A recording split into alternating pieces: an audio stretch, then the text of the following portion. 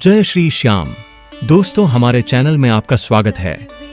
आज हम आपको एक ऐसी सच्ची कहानी सुनाने जा रहे हैं जो दिखाती है कि जब इंसान हार मान लेता है तब भी उम्मीद बाकी रहती है। यह कहानी है विनय की, जो अपनी मेहनत से अपना कारोबार खड़ा करता है लेकिन 50 लाख के भारी कर्ज में डूब जाता है। जब विनय की सारी उम्मीदें खत्म हो जाती हैं तो उसे याद आती है खाटू श्याम जी की। फिर कैसे बाबा श्याम ने विनय की पुकार सुनी और उसे इस बड़ी मुश्किल से बाहर निकाला। यह जानने के लिए कहानी को पूरा देखें। कहानी शुरू करने से पहले इस वीडियो को लाइक करके हमें बताएं कि आप बाबा श्याम से कितना प्रेम करते हैं और अपने सभी दोस्तों और परिवार के साथ शेयर करें। साथ ही हमारे चैनल को सब्सक्राइब करना न भूलें। तो चलिए शुरू करते हैं। यह कहानी है राजस्थान के एक छोटे से शहर की, जहां विनय नाम का एक युवक रहता था। विनय की उम्र लगभग 35 साल थी और वह एक बहुत ही मेहनती और सीधा साधा इंसान था। उसकी सबसे बड़ी पहचान उसकी ईमानदारी और काम के प्रति उसकी लगन थी। उसका अपना एक छोटा सा स्टील का कारखाना था, जिसका नाम उसने श्याम स्टील वर्क्स रखा था। उसके लिए यह सिर्फ एक कारखाना नहीं, बल्कि एक सपना था जिसे उसने अपनी मेहनत से खड़ा किया था। शुरुआती कुछ सालों में विनय का काम बहुत अच्छा चला। उसकी बनाई स्टील की गुणवत्ता इतनी अच्छी थी कि पूरे शहर और आसपास के इलाकों में उसकी अच्छी साख बन गई। विनय ने अपने कारखाने को बढ़ाया, कुछ नए कर्मचारी रखे और अपने परिवार को हर सुख सुविधा देने लगा। उसकी पत्नी नीलम और 2 प्यारे बच्चे, एक बेटा अमन और एक बेटी रिया थे। विनय के लिए उसका परिवार ही उसकी दुनिया था। वह अक्सर अपनी पत्नी से कहता, नीलम, बस थोड़ी और मेहनत, फिर हम बच्चों को अच्छे स्कूल में पढ़ाएंगे और उन्हें कोई कमी नहीं होने देंगे। नीलम के चेहरे पर खुशी और गर्व का भाव होता था। लेकिन कहते हैं कि समय हमेशा एक जैसा नहीं रहता। अचानक बाजार में मंदी आ गई। विनय के पास जो बड़े ऑर्डर थे वे एक एक करके रद्द होने लगे।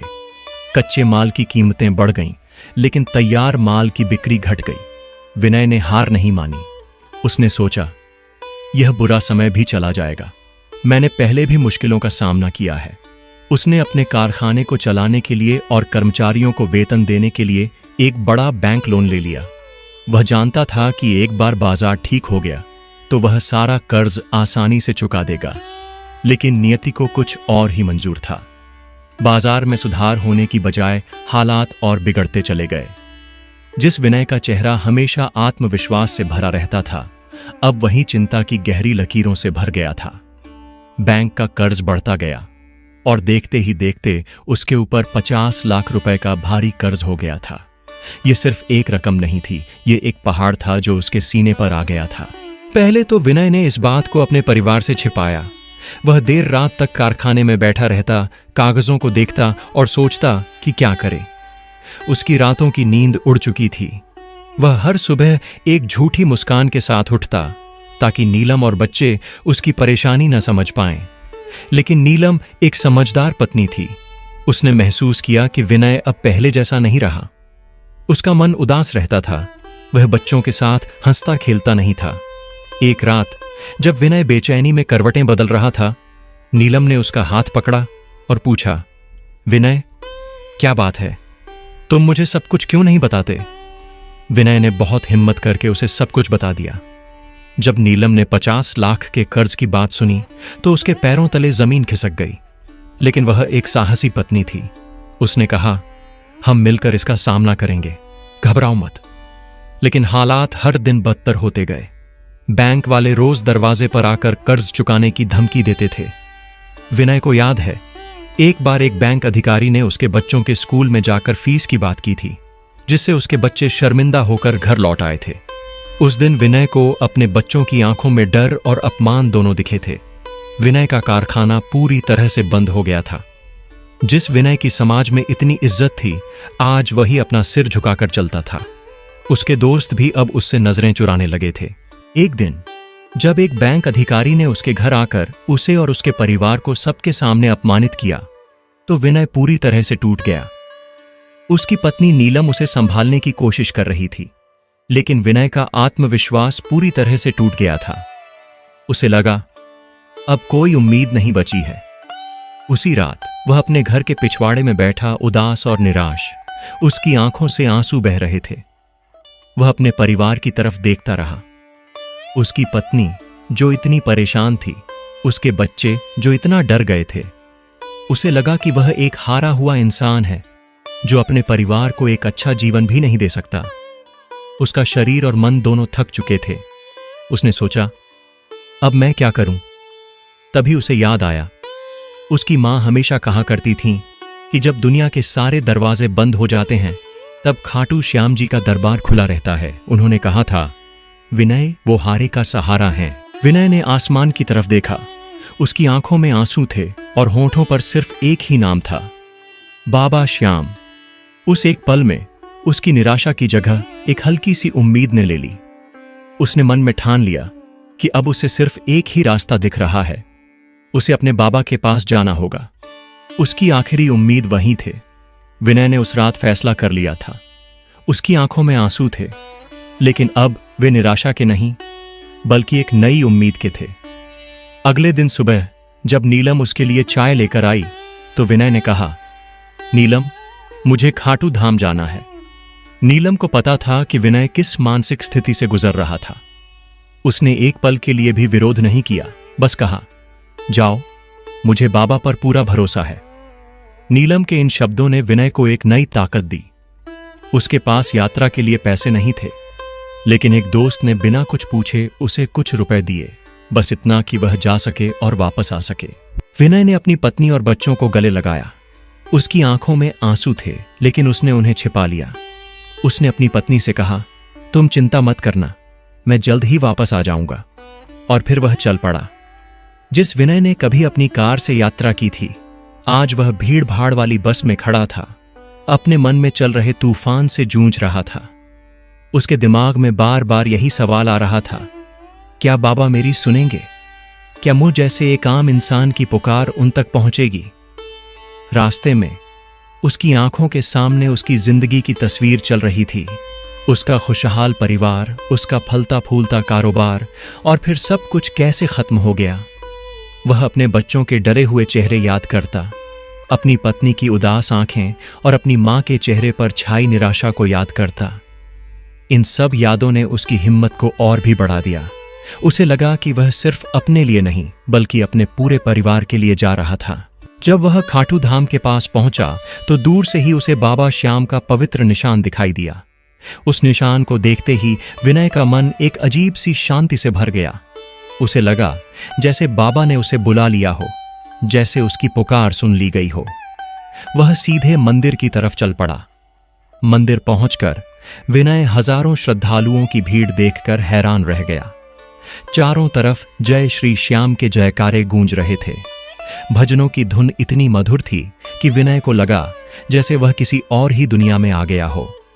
लोग अपनी अपनी समस्याओं को लेकर आए थे, लेकिन उनके चेहरों पर एक अजीब सी शांति और विश्वास था। विनय भी घंटों लाइन में लगा रहा। उसका मन अब पूरी तरह शांत हो चुका था। वह बस बाबा के दरबार तक पहुंचना चाहता था। जब वह अंततः बाबा के दरबार के सामने पहुंचा तो उसके पास कहने के लिए कोई शब्द नहीं थे। उसकी आंखें बाबा की सुंदर छवि पर टिकी रह गईं और उसके होंठों से सिर्फ बाबा ही निकल पाया। विनय ने बाबा के चरणों में अपना सिर झुका दिया। उसकी आंखों से आंसू बह रहे थे, लेकिन ये निराशा के नहीं बल्कि समर्पण के आंसू थे। उसने मन ही मन बाबा से कहा, बाबा, मैंने अपनी पूरी जिंदगी मेहनत की, मैंने कभी किसी का बुरा नहीं किया, लेकिन आज मैं हार गया हूं। 50 लाख का कर्ज मेरे सिर पर है और मेरे पास कोई रास्ता नहीं बचा है। उसने अपनी बात जारी रखी, मैं आपसे 50 लाख रुपए नहीं मांग रहा हूं बाबा। मैं जानता हूं कि आप सब जानते हैं। मैं आपसे सिर्फ एक रास्ता मांग रहा हूं। मुझे एक उम्मीद दीजिए, मुझे एक संकेत दीजिए। मैं आपका दास हूं बाबा। अगर आप मुझे इस मुश्किल से बाहर निकालते हैं तो मैं आपसे वादा करता हूं कि मेरे आने वाले जीवन में मेरी हर कमाई का 10वां हिस्सा आपके नाम से गरीबों की सेवा में जाएगा। यह सिर्फ एक प्रार्थना नहीं थी, यह एक संकल्प था। उसने बाबा को अपनी पूरी जिंदगी सौंप दी थी। प्रार्थना के बाद विनय ने दरबार से बाहर आकर कुछ देर मंदिर के पास ही बिताया। उसका मन अब पूरी तरह शांत हो चुका था। उसके पास अभी भी कोई पैसा नहीं था, कोई समाधान नहीं था, लेकिन उसके मन में एक अटूट विश्वास पैदा हो गया था कि बाबा श्याम ने उसकी प्रार्थना सुन ली है। अगले दिन वह वापस अपने घर के लिए निकल पड़ा। रास्ते में भी वह लोगों के चेहरे देखता रहा। उसे हर जगह एक उम्मीद की किरण दिखाई देने लगी थी। जब वह घर पहुंचा तो उसकी पत्नी नीलम उसे देखकर मुस्कुराई। उसने विनय से कुछ नहीं पूछा, क्योंकि वह जानती थी कि उसके पति को उसका जवाब मिल गया है। विनय ने अपना कारखाना खोला। वह जानता था कि अभी भी कोई काम नहीं है, कोई समाधान नहीं है, लेकिन उसके चेहरे पर अब एक नई शांति थी। वह अपने बाबा पर पूरा भरोसा कर चुका था। अब उसे बस इंतजार था उस चमत्कार का जो उसकी जिंदगी को फिर से बदल सकता था। लगभग 2 महीने बीत चुके थे। विनय को कोई काम नहीं मिला था। वह बस सुबह शाम अपने बंद पड़े कारखाने के सामने बैठता और आसमान की तरफ देखकर मन ही मन बाबा से बात करता। एक दिन अचानक विनय के पुराने दोस्त रवि का फोन आया। रवि एक बहुत बड़ा उद्योगपति था और पिछले 5 सालों से उनकी कोई बात नहीं हुई थी। रवि ने विनय से पूछा, विनय कहाँ हो? तुम्हारा फोन क्यों नहीं लग रहा था? विनय ने हिचकिचाहट के साथ बताया कि उसका कारोबार बंद हो चुका है और वह बहुत बड़े कर्ज में है। रवि ने कहा, तुमने मुझे पहले क्यों नहीं बताया?